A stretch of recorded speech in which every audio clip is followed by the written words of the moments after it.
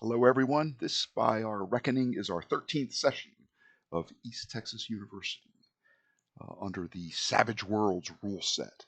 As always, Shane Hensley, Clint Black, thank you for the wonderful Savage Worlds rule set, and Suede, the Savage Worlds Adventurers Edition, or Deluxe Edition, I think it is, the sort of the second gen, to my knowledge, of Savage Worlds. Enjoying it thoroughly. Preston DeBose and Ed Wetterman, thank you both for all of your hard work putting together the East Texas University setting for Savage Worlds. We are just having a blast playing and running, interacting with the non-player characters and extras in this wonderful, fun world that you've created. And Duff, happy birthday! I know your birthday is coming soon, so let me be among, I guess, the first to wish you a very, very happy birthday. And I know the Prater's Rejects channel will be having some events and some giveaways, some dice giveaways, maybe some mini and paint giveaways, scented candles, this, that, and the other. If it's something that you desire, Dice Towers, likely sometime in that week of Duff's birthday, there will be a giveaway that's very much to your liking. So thank you, Duff. Thank you for your support, for your help setting things up, for uploading these videos, splicing them together, and putting them up on YouTube to serve them to the general gaming populace, those who might have interest in just looking at what the Savage Worlds rule set, how it plays. Is it really fast, fun, and furious? How hard is it to come up to speed? And heaven knows that I make enough mistakes that I learn from that anyone watching may glean maybe nearly as much from my mistakes as the very occasional times that I do things right. Corey, just finished our 50 Fathoms campaign. Thank you for running that. Sort of a Savage Worlds swashbuckling pirates in an alternate universe game. It went for several months, and it was hard to get everybody together for those last couple sessions. Summertime, people going away, family cookouts, vacations, holidays, enjoying the nice weather. It's been challenging to get certain groups of people together with any regularity, but we pulled it off, and thanks for that grand finale. Nightsteed and I were just talking about how much fun it was to play Savage Worlds at that high level. The personalities that we encountered in that genre, in that setting. Am I? That latest little bit of artwork that you put up just had me cracking up. And Nightsteed, the little back of the napkin drawings that you continue to pop into Discord, even while we're playing, just amuse, delight, and entertain me and the others. So thank you so much. So with that said, let's pick right up where we left off. And it was 2 weeks ago. This is our lucky 13th session. So let's see if everyone's good luck holds. The last 2 sessions, I didn't pull any punches. They were seat of the pants, dangerous, cliffhanging, gotta make this roll, oh no, I'm out of bennies sort of games. So it's been fun. We'll start off with a selection of a curse for our friend Shep. I should know by now it's page 15, the cursed effects table.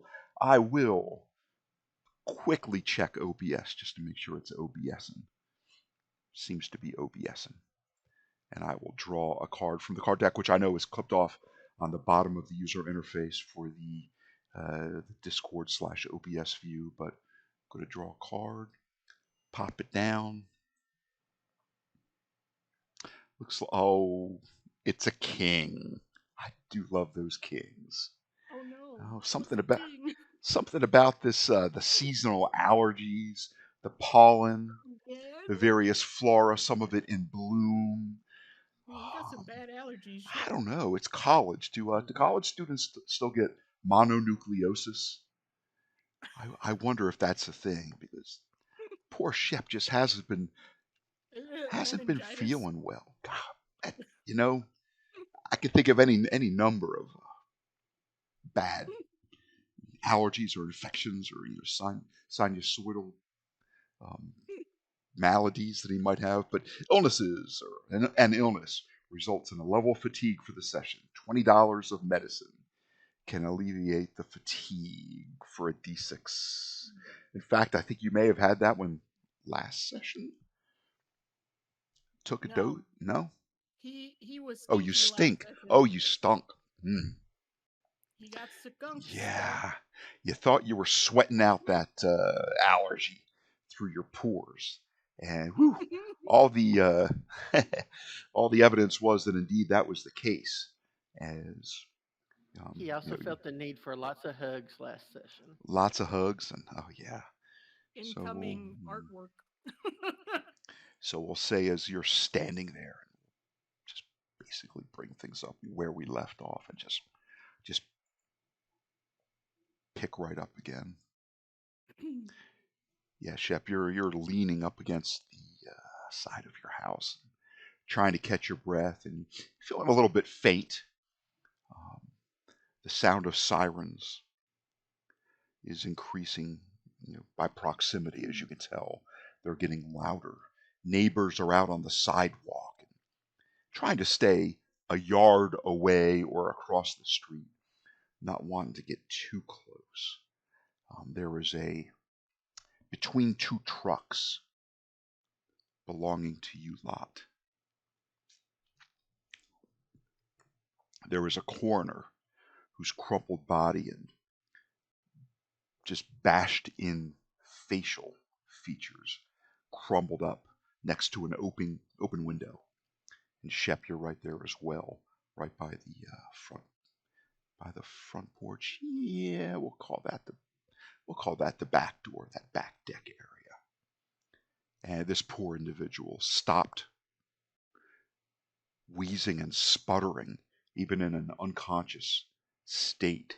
There was still bubbling, foamy blood emitted from what you remember to be at one time his nose and mouth, now kind of blended together in just one sort of bloody pulp.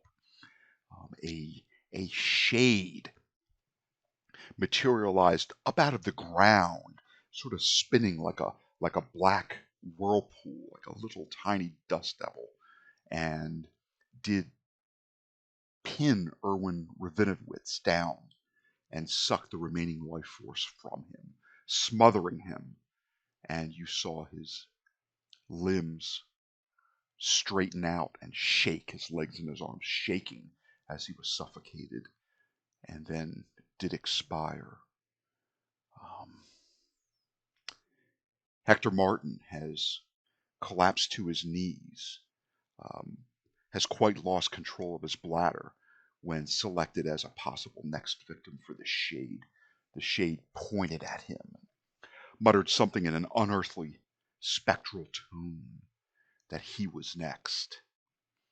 And at about that time, that specter did rise, a foot, perhaps 2 feet, up above the ground, above Irwin Ravinowitz's form. It did spread his arms out, and little motes of light, little spectral wisps, appearing human, but just insubstantial and transparent, did seem to be sucked into this being's presence, and almost like from Harry Potter when Snape turned into that black cloak, that ghost, and just spun away and burst out through the cathedral windows, shattering them. It was very much like that. It spun around and just was gone, heading in a direction that indicates further downtown.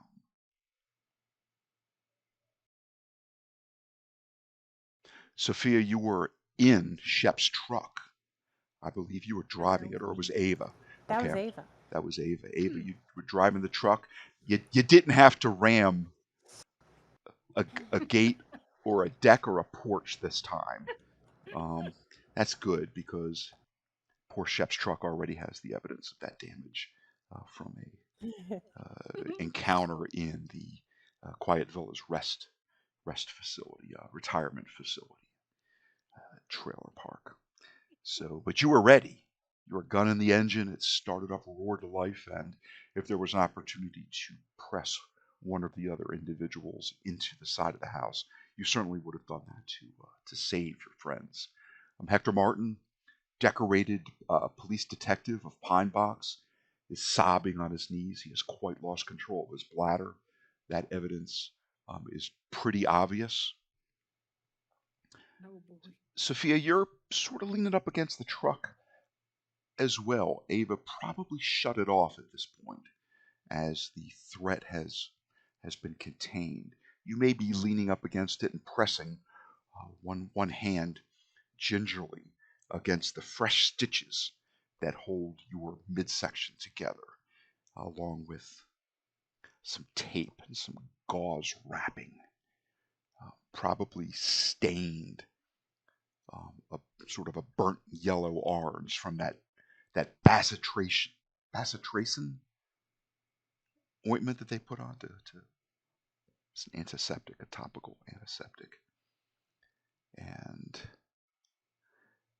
neighbor next door, perhaps it's the college student that gave Shep that ridiculous football helmet emblazoned with a bison, maybe like from I don't know, Montana college, the Bozeman bison or the Billings bison. He leans over. He's like, "You kids okay? Is everything all right over there? Police are on their way." It's pretty obvious that they're on their way. I'm gonna be sick. Oh, no. Yes, but agreeably, you're not making yourself rich anymore. So Yeah, that's it's dry quite heaves good. by now, but You know, there's evidence. yeah.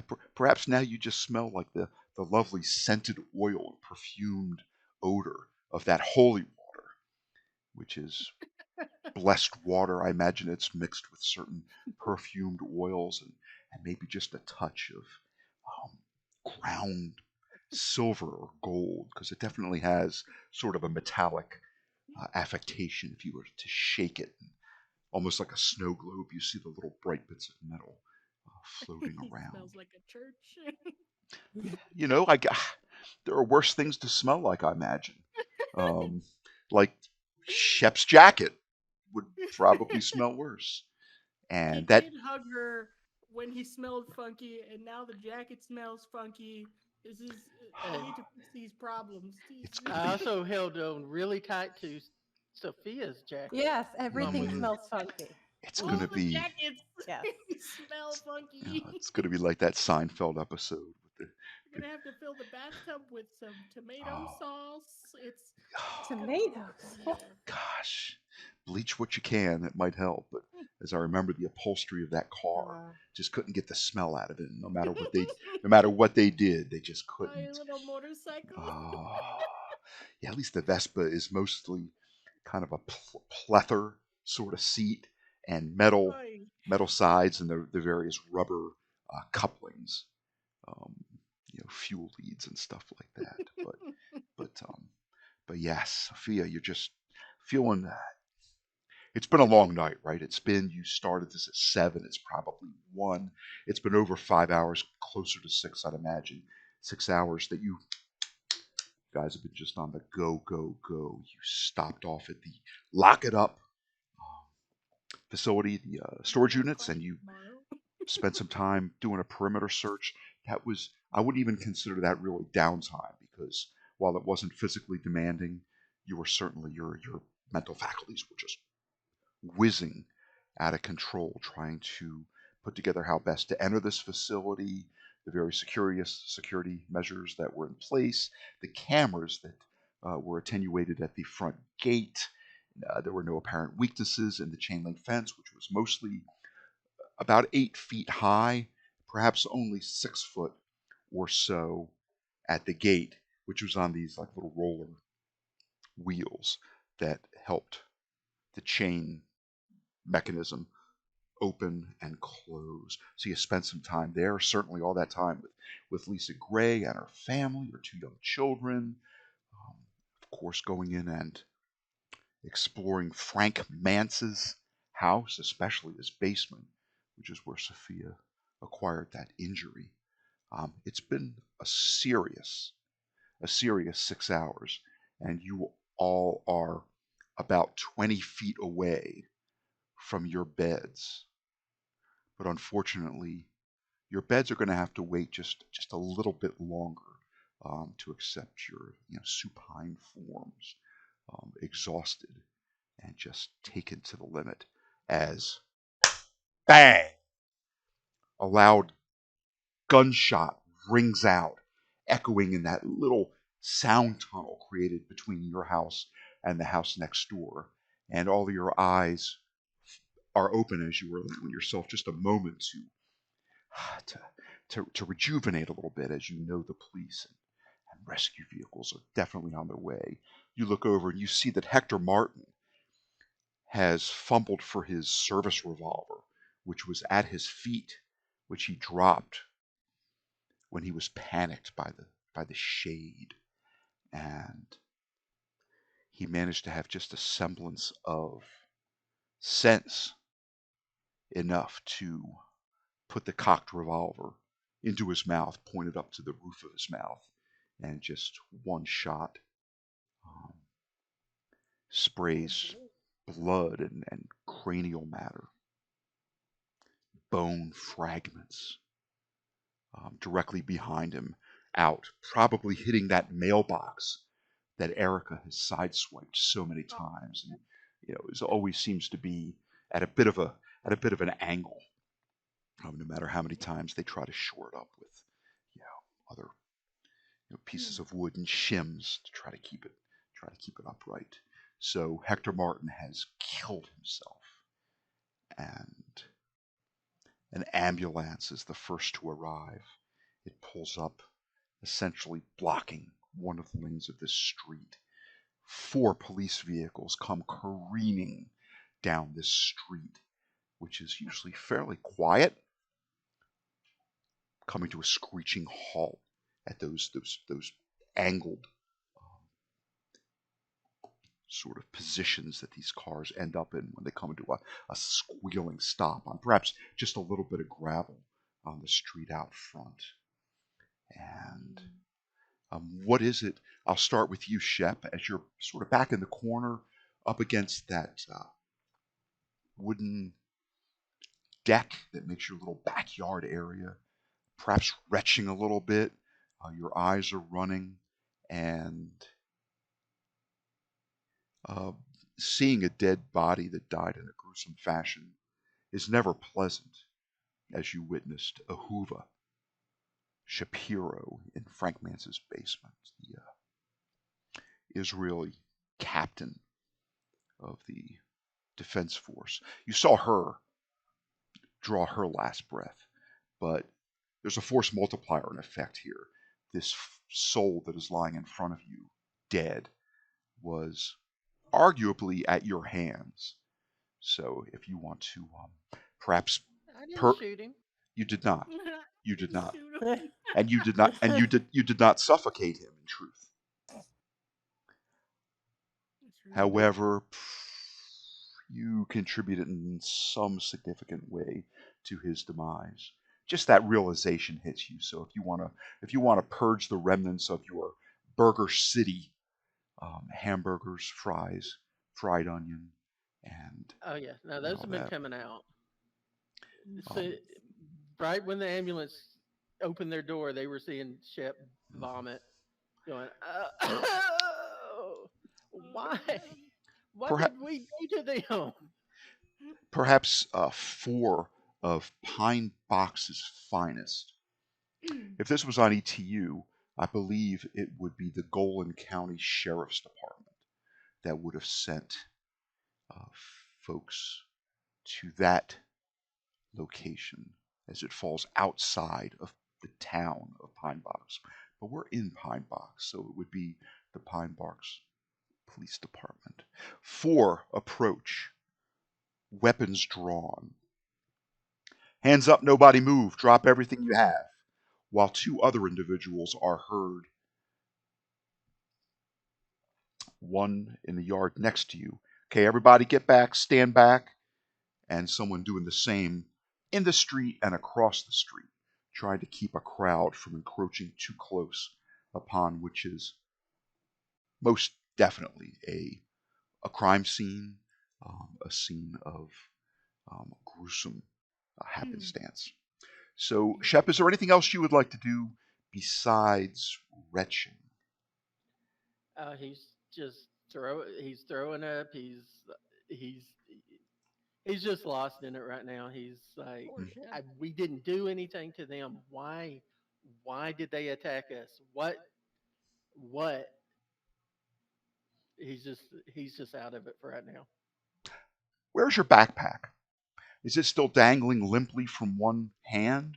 Is it on the ground next to you? Is it next to Revinowitz's smashed It's skull? probably been dropped beside him somewhere. Just say probably on the other side of him. Mm-hmm. Because And he would have dropped it when he started getting sick. Okay. I'm going to reset Benny's.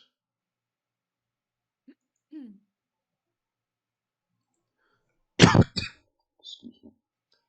As there are 3 wild cards, which is the Savage Worlds player character. I should get a Benny for each of you. There are but 3 of you. Can't see this because it's clipped at the bottom, but I just reduced my Bennies to 3. Shep, I believe that I could bestow an extra Benny upon you for your most recent midterm. In truth, chronologically, your midterm exam has not occurred yet. However, we did sort of advance time to see how that would play out because we had just enough time for that 3 sessions ago. I believe you got lucky 7, did you not? Yep. Allow me to add a Benny to your pool of 3. Thank you. Giving you 4.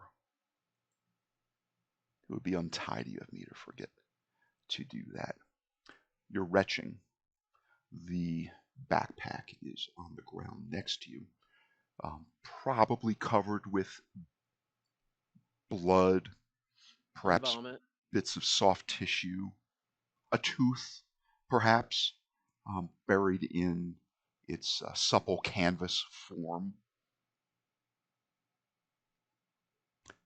And you're stating, why did they do that? Why did they attack us? Why did they assault us? Ava, I'm just sort of working my way across the map from right to left. You are in the truck. I imagine you've turned it off. You could always try to make a run for it. And she's I think that she would be probably the most in shock. Mm-hmm. She's gonna probably hear everything going on, but she's probably not gonna move. I imagine her sitting there, kind of tucking herself into this massive jacket, like in with her knees to her chest, is sitting in the Okay. seat, just like freaking out and probably crying. She's having a bad time to watch someone's face get smashed in and a man just shot himself. That's pretty intense to witness all at once.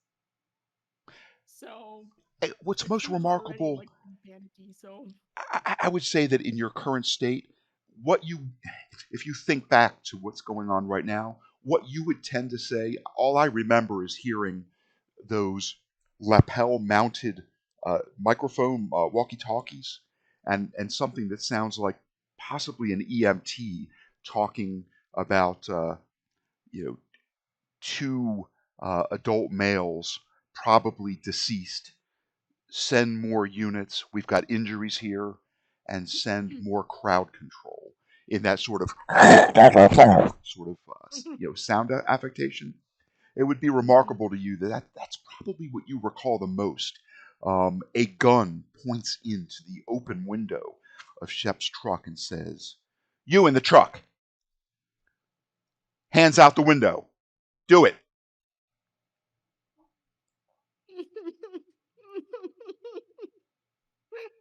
She's like crying and has her hands out the window. Her knees are tucked inside of the jacket. She's just probably like a little kid. Mm-hmm. And of course, whoever it is, the police officer, doesn't see Ava's two hands hanging out the window, but would look like two small girls' hands and about 6 or 8 extra inches of hoodie sleeve length flapping as she sobs inconsolably. Yes, that's exactly what it is. It's just like, poor thing. And we'll say that you have the hindrance of bad eyes, even though I think it's Sophia that has bad eyes, but you have it Yeah, right now Sophia. just from all the tears and It's the crying. condensation on the inside of these glasses that your parents just sent you. And just roll back time far enough to say that you indeed did get your replacement pair of glasses that were sort of one set of glasses old when you lost Yeah. your good pair. You've had those since repaired off camera. You went to an optometrist Yeah. and had those repaired. So your backup pair are again your backup pair, and they're in your house somewhere, just in case you should, I don't know, choose to climb another water tower and drop them from a height of about 75 feet, careening pell-mell down to a cement base. Okay, Sophia, to you, you are still wearing a damaged shirt with blood that has not yet dried, but is apparent across your midsection. So to the I look like a casual, mess. to the casual observer, you appear to be injured pretty good. Injured pretty good. And I still have the gun. You do have the gun. There were a few moments where I was just providing the sort of exposition to set the scene. So if there's something you would like to do, much as I would let, I'm going to go back to Shep in just a moment before really continuing with this encounter. Is there something you would have liked to have done? It could range from throwing the gun into the bed of the pickup truck or up onto the roof, understanding there are civilians nearby who, at the first sound of gunfire, may have been watching. Sophia is just going to as soon as they all run at us, drop the gun, just start yelling, "Thank you, please help us, thank you." That's fair. That's fair. Well, And that is the gun that belonged to Ahuva Shapiro, captain in the Israeli Defense Force, Yes. the captain. And you have no holster, but you do have spare ammo. And just, I mean, arguably you fired that gun has been fired one hard to say Twice? because you popped About the 2 times, 3 times.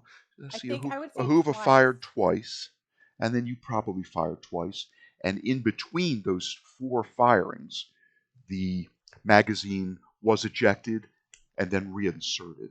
Not that that matters, but we'll say 4 of Sig Sauer. I think a mag for a magazine. I'll say 10 sounds like a good round number that a Hoover would have gone in loaded to bear. So that gun is on the ground. Do you do anything like sort of gently kick it towards them, or are you more concerned with your own distress? Press. Okay, very good. Very good. I'll say that attempting to raise both hands causes those stitches to pull uncomfortably, so you are still pressing um, one bloodied hand to your midsection, trying to just press it with it, just gentle enough pressure to keep those stitches from tearing loose. Although now movement is probably not going to be an issue. It's not like you're going to be having to twist. And in your injured form, you'd imagine it's unlikely that they would forcibly press you into the ground face first and twist your arms in such a manner to cuff you behind. Not. Shep, I'm going to go back to you briefly. To my recollection, at the end of last game, as you had peered to see Mir, your roommate, grinning from inside an open window where he had shot Irwin, probably into the lungs. You did say that you wanted to grab his medallion off his neck. I will give you that opportunity to roll back. I believe so. The frosty, the snowman Yeah. medallion. Yep. It was called Medallion of the That's what Snowman. Yeah, I would have thought about doing that, but since since the spirit came up and then the other guy blew his brains out, I don't think Shep would have actually tried to do that. He'd be too much in shock. Very good. Probably you had to focus on the location of the medallion around his neck. Yeah. And as you reached for it, a wave of nausea passed over you as you saw we'll call it the fruits of your labor, bringing that backpack laden with cold iron bits such as a tire iron and other heavy equipment, again and again, forcibly down upon him. So we will sort of roll that back and say it didn't happen, but that's perfectly fine. And I'm certainly not going to hold you to something that was kind of at the end 2 weeks ago. We'll just pick up here. Let's see.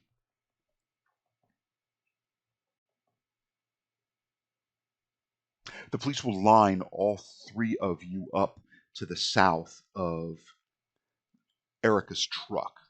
And for the first time, as you walk by this truck, you see that it's got a Denver boot on the front wheel.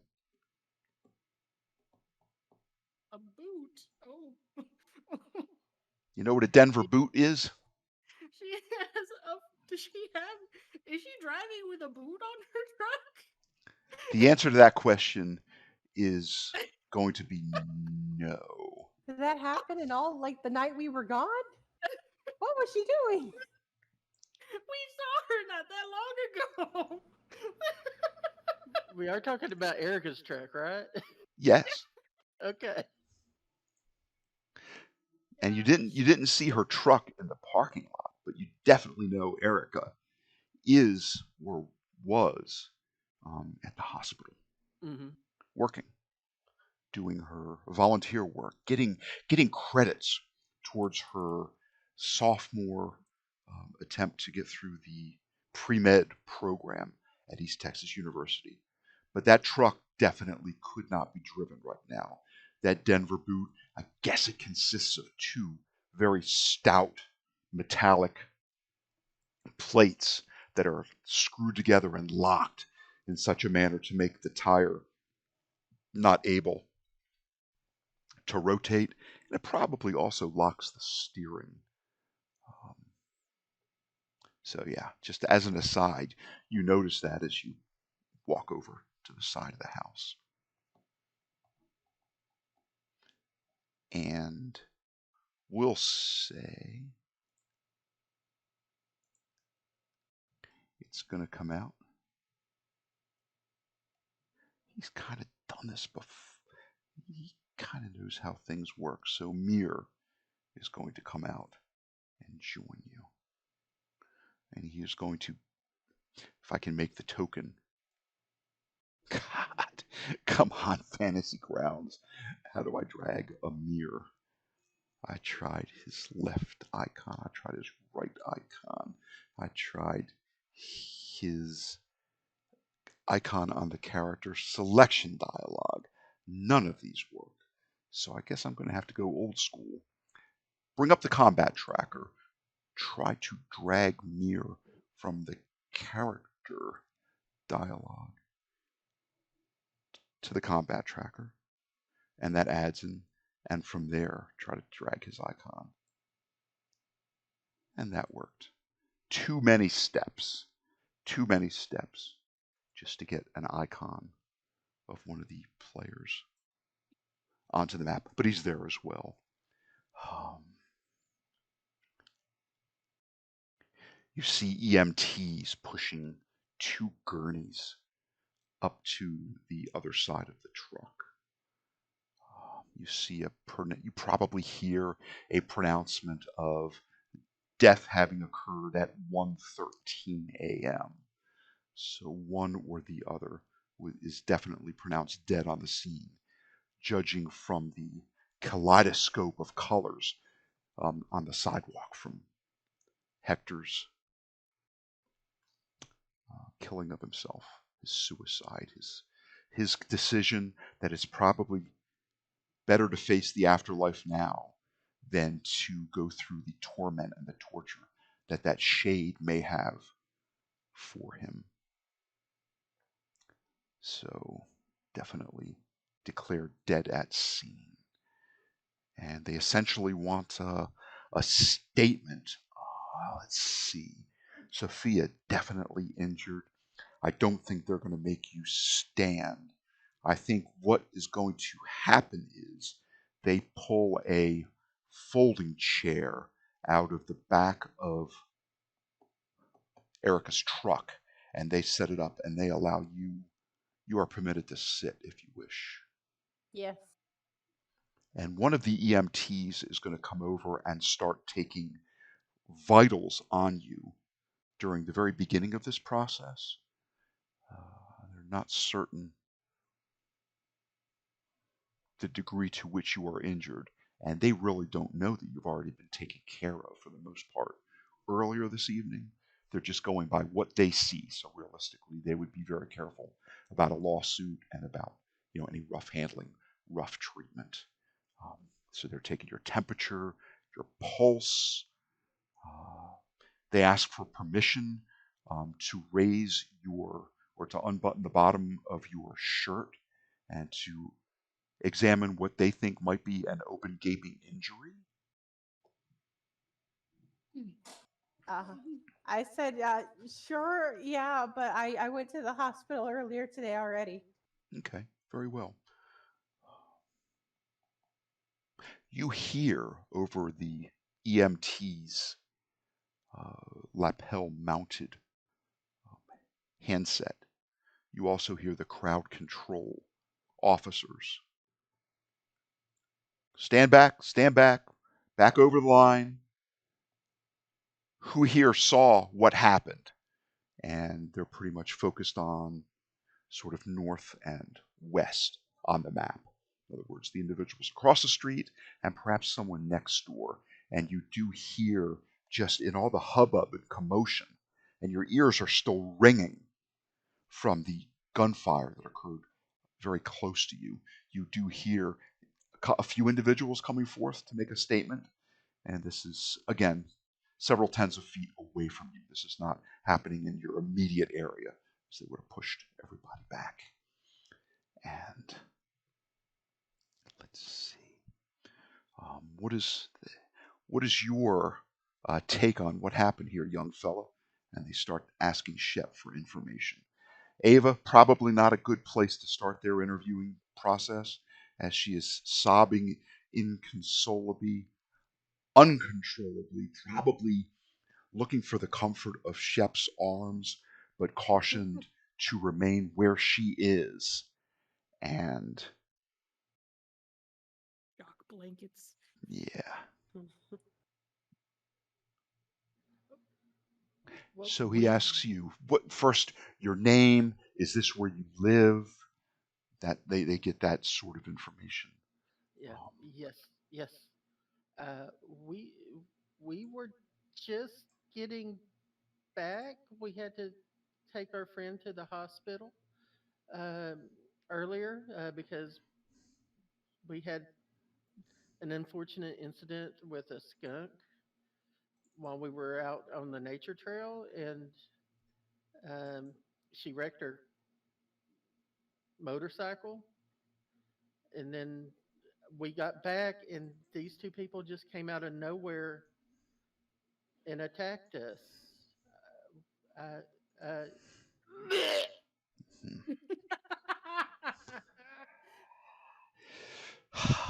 Right Oh, on the rear fender, the rear wheel well of Erica's truck. In she was truth, not that might happy. be one of the cleaner spots on it now. oh These boy. two individuals that, and he sort of indicates, he points over there, that lie over there. Are they known to you? No, uh, I know one of them. I think have seen him in a guarding, like at the state or at the county fair for the cops, but I don't know his name Just because Shep writing this, really didn't know either of them. So this down, I and just met them today. he asks you, how did your friend injure herself? uh, skunk motorcycle. You can still smell it on our clothes. Hmm. Yeah, it's probably not the most prevalent odor here. I think that just the smell Mm-hmm. of blood and death and fear likely permeates the air. And as it's after 1 o'clock in the morning, perhaps a bit of fresh dew and ozone in the air, certainly from the recent electrical storms, also play into just the odors. But he will write that down.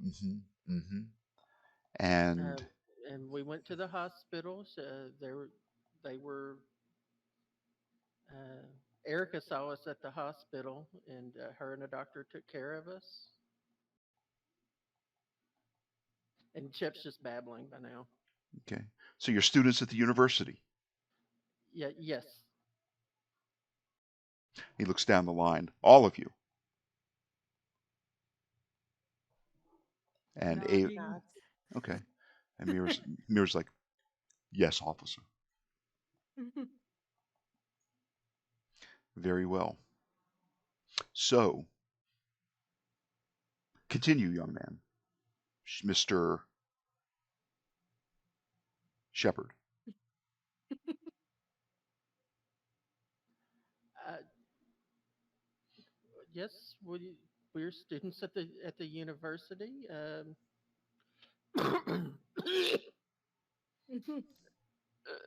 Forgive me. I'm not feeling too well. That curse, man. One of the EMTs handles each of you a cool bottled water. Oh yes, water. Thank you. Yeah. Shep tries to drink it, and it comes right back out. Poor guy. He's not having a good hour. No. Yeah, Man, that curse. there's also a scent of hot fish soup in the air, unaccounted for. Perhaps it's wafting through an open kitchen window. They're not certain. Uh, It's all yeah. I mean, we've got puke, we got blood, we've got other things from the. mhm, It's just sensory overwhelm. right. So yeah, when you gain control of your, and he just gives up. Every time he asks you a question, you start to retch again. Mm-hmm. So they will go to Ava. Miss, are you composed enough to answer a few questions? um, she might be, but she's also. I mean, man, what a mess she is talking to people, trying to get through her tears. Just a bunch of dudes asking her questions. As I say, It's a a bad man's asking you time. questions, and the other two people are pretty much out of it. Now there is a female officer standing there also, and Can she point over to her? She probably isn't saying any words, but she's probably just pointing at this woman. mhm. Okay, so the male officer switches places with him, and I'm just going to see who I have maybe under my workers icons. Indeed I do.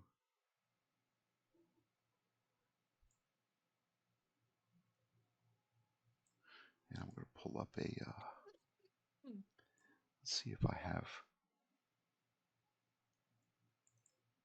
a female. Animal token, archetypes, characters. Look under, just under women. See what I have. Oh yeah, she looks serious. We'll use her. She looks serious.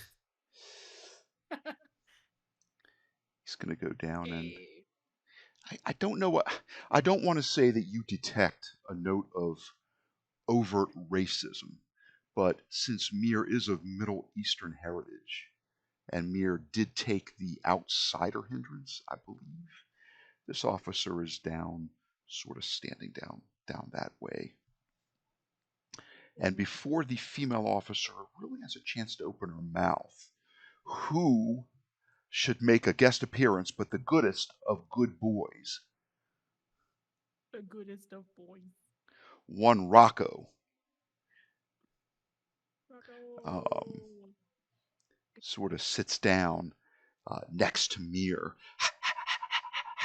panting heavily and looking up at him expectantly, and also sort of giving the Pinebox police officer sort of the doggo side eye. And Mir's like, "Good boy, Rocco. Good boy. Sit. Good boy." And no one can resist petting a doggo. So you see the police officer have to physically restrain himself from he himself reaching down to pat Rocco's goodest boy forehead and to stroke him, scritch him behind the ears a little bit. So the woman asks you, Ava, so you were riding motorcycles down a walking trail. Which walking trail? Oh, what was the hiking trail? The hiking trail that was close to downtown?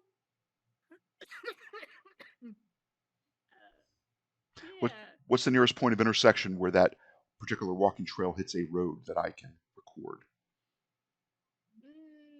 That's a good question. Well, the when we had the chasing scene, it wasn't the same map, was it? I don't know. I will say, if you wish to say that it is the crosswalk that leads to Crenshaw's Pond and the Lost Woods, and that's enough of a location for them to get an idea. I see, and I do remember you describing that the river was not that far off.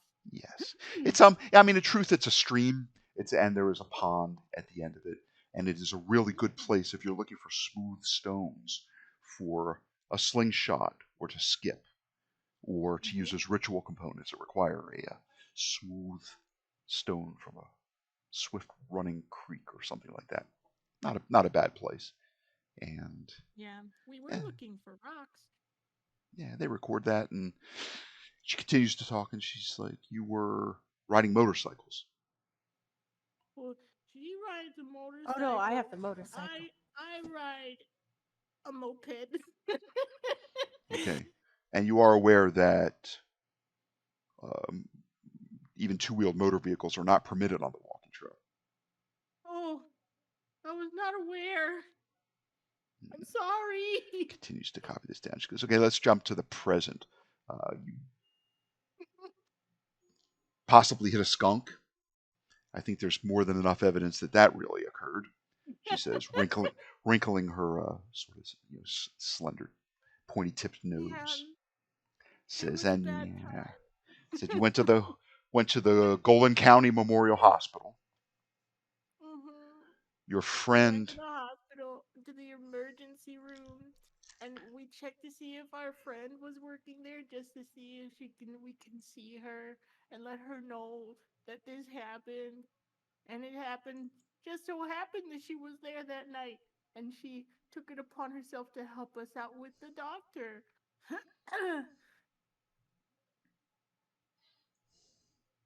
Yeah, I remember. I Paramedic. went in while our friend waited outside. The paramedic is sort of gingerly probing your cut that has been stitched up, and it was a pretty thorough job done by a professional. And he's just making sure. And he comments. Do you recall how many stitches? I want to say it was probably 6 stitches on the inside and 6 on the outside, or 4 on the inside and 6 on the outside, something like that.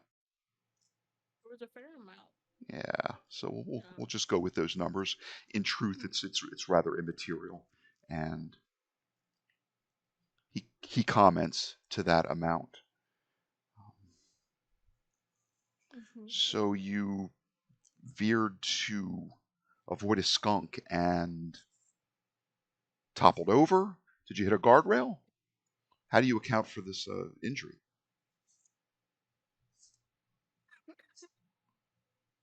And that question is at you, Sophia. Ha. Well, I was going kind of fast, and I'm not sure if it was a skunk. It probably was a skunk, but something was in the way. I tried to veer away from it, and then I fell right off the bike. A whole nest of skunks from the smell of it, mutters the male officer as he's given up on resisting Rocco's good graces, and he has decided that perhaps a quick scritch behind the ears wouldn't violate any laws, rules, or obligations. That doggo is off duty. He gets all the pets. Off to the hospital. Stitches. Headed back home from the Golan County Memorial Hospital. Ended up here, and this is back at you, Ava. So, can you describe what happened next? We got back home. It was late. We got off. We parked our car or our vehicles, and then we got jumped, almost ambushed. Were it not for who was it that caught it? Sophia? I believe Oh yes, so. it was me actually. I almost had the drop on you, and I had rolled some notice rolls before the game just so I had them, and it wasn't oh, the dean's making me roll a notice roll. Let me get my bennies ready just to make sure I get at least I don't know, a raise or something like that. So yeah. We were heading back inside so that my friend could finally rest and we could shower and we could just get in bed because we have school. And it looks And like then we were jumped. she's probably playing good cop in a manner of speaking, because she's making little side comments like, "Oh, that's right, final exams are right around the corner." She will. It sounds, your impression is that she is trying to develop a sense of, like, not kinship, but just a sense of community with you, as if she is a friend and confidant and someone that you should spill your deepest, darkest secrets to. Not in a ritualistic sense, but they're trying to uncover just what Make friends with the children. what in the hells occurred here. And when you say we were assaulted, and your friend sensed that they were lying in wait for us, she pipes in, assaulted in what manner? One of them had a gun, and the other one had a bat. And I don't know. They came at us, and they were holding us with bat and gunpoint, and it was scary. And we tried to make sure that they wouldn't hurt us, but they ended up hitting us with the bat, and it really hurt my friend. And pointing down at her midsection as it is now bloodied up yet again. And she nods, and appears somewhat sympathetic and says, yes, I mean, the evidence certainly does point in your favor as a service revolver and a bat were indeed recovered at the scene. And all of you sort of look off to your character's right, and indeed you see a body bag. Hard to tell who's in it, but a body bag on a gurney being hoisted into the Golan County Hospital emergency rescue vehicle. One down, one to go, it would seem.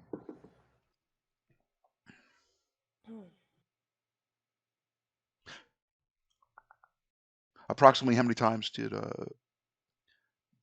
and they will freely admit that this is regarding the death of a member of their division. Hector Martin, very charismatic, well liked, well thought of, decorated.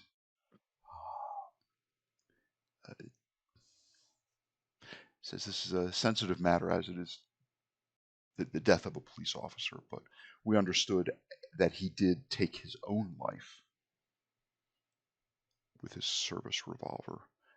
The gun that was in your possession, how did you come to acquire it? It's gone to Sophia at this point. Sophia. You sense that they're looking for holes in your story big enough for Hogzilla to run through. Ah, right. Yes.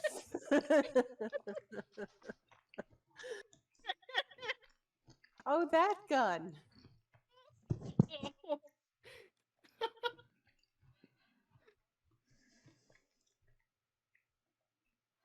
I'm dead. I did. I'm dead. How convenient, the other officer, the male, writes himself and mutters. Of course, they have first thing identified themselves as members of the Pinebox Police Department, gave you their names, their rank, sergeants. And the paramedic says, I think that this line of questioning should wait. I think we should get this young woman admitted first thing, as her wounds appear to be opened and bleeding again. And I think he's looking at you. He's sort of pointing that little flashlight into your eyes, and he says, "It's apparent to me that if she's not already in shock, she's going to shock." Sophia, you feel absolutely okay. I mean, as okay as you can with 2 wounds after such an ordeal. Yeah. I'm just gonna go with it. I'm just gonna I guess, shake a little bit. Shock? I don't know if am I in shock? A lot has happened right now. Maybe. They're going to pull a gurney up and have you lay on it, cover you with a blanket, strap you down very carefully, and they're going to take you back down to the hospital, as they are afraid that your injury may cause, further blood loss of consciousness, something that may come back as mistreatment on their part. So, due to an abundance of caution, they wish you to vacate these premises and get to the place of safety where you could be closely monitored by professionals, as the EMTs are quite a crack squad. A quack squad, yeah, they're doctors. A crack squad, having to be careful with my mispronunciations. They're quite good at what they do. However, they are not surgeons by nature, and they're the first line of defense. And it is their sort of triage technique to get those who are severely injured or in danger admitted quickly, and with a no delay. So we will say that you are taken. So you had your backpack. I wonder where it ended up.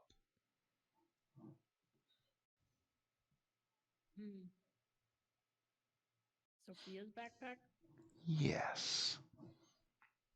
I lost track of that. I suspected you dropped it right between the trucks as soon as you sensed that there was trouble. Unless you would think that there was something that you reached in and pulled out. I recall you going right for the gun in the back of your waistband.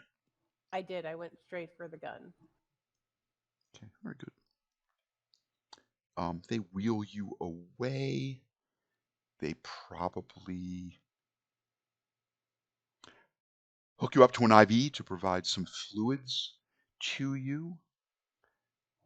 Probably, I would imagine, some sort of an ice pack on any apparent bruising other than your recently stitched injuries. We'll say you probably have a bruise on your shoulder or something that's very tender. And now that your adrenaline has subsided enough, now you're starting to realize just how sore you are.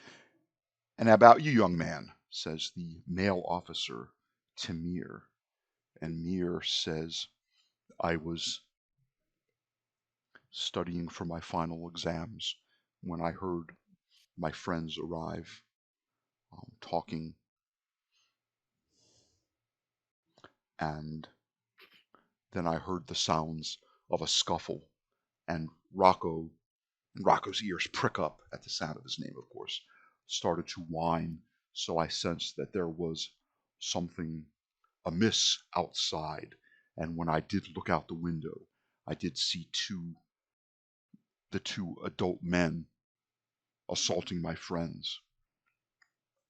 So one had a gun and one had an aluminum bat and was swinging at them, and I could see that my friend, and he points at the gurney, which is sort of being wheeled into the road. I could see that my friend had suffered an injury and was possibly dying from blood loss. So I went and I acquired our other roommate, our fifth roommate's pistol, and shot the smaller guy from within my friend's bedroom, and he sort of motions at Shep.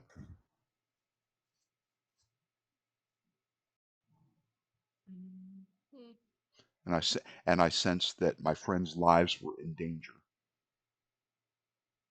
That was all the evidence I had: the blood, the fact that they were being assaulted, armed, while my friends had nothing but their school materials with them. And I think that's true from what he's seen. Because, Shep, you were banging him with the full backpack. You had not taken out any sort of weaponry. Yeah, I was just swinging with the backpack. And your relic that fires the bolt spell is only as big as a coin. Mm-hmm. I see.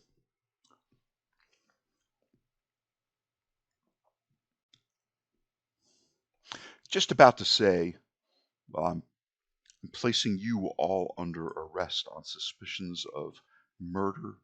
The conditions are significantly suspicious, and for your own safety and that of the community, we are placing you under arrest for suspicion of murder and criminal mayhem and assault with intent to kill.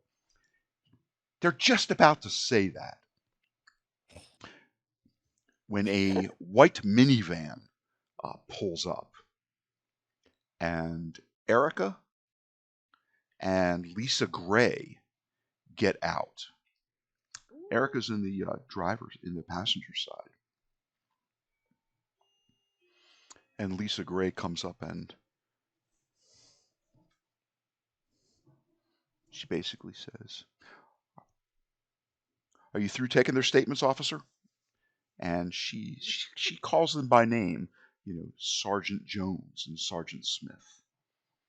And they say, well, yes, we're just about wrapping it up. We have a few more quests. Not so fast. I am representing the.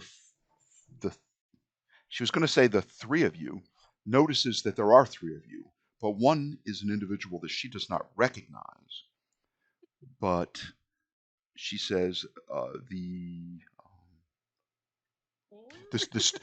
students that you are questioning. She says, I have been paid and placed upon reserve for just such an occurrence. So as their representative, I would like to know what the charges are, if any, and how you plan to proceed.